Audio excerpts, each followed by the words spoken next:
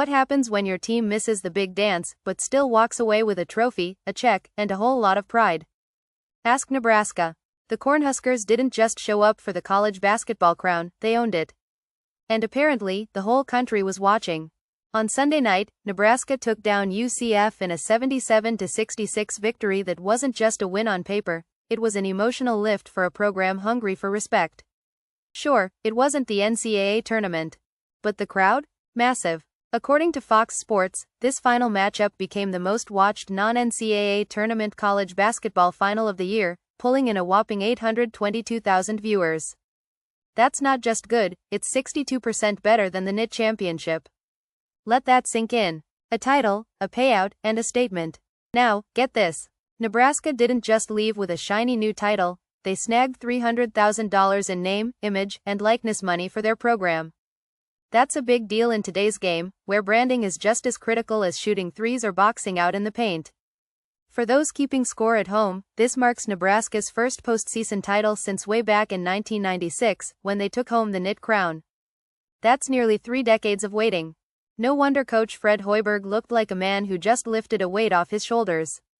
"We didn't get the goal that we wanted," Hoiberg admitted after the game, referring to missing the NCAA tournament. "But we made the most of it and came out here focused."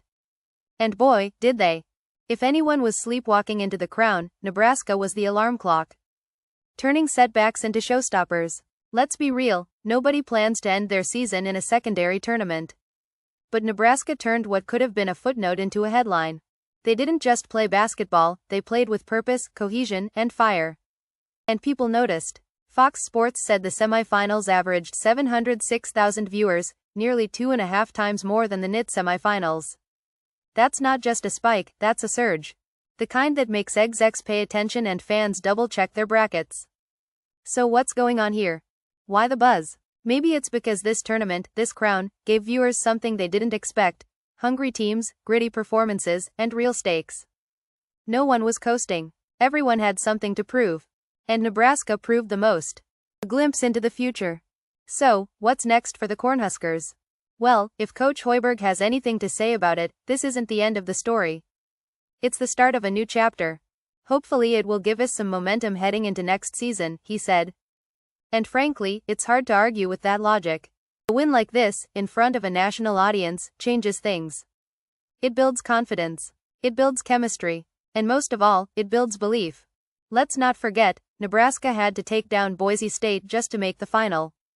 And UCF had to knock off Villanova, a name that still echoes loudly in college hoops. This wasn't some walk in the park. It was earned. So, is the crown here to stay? That's the million-dollar question, isn't it?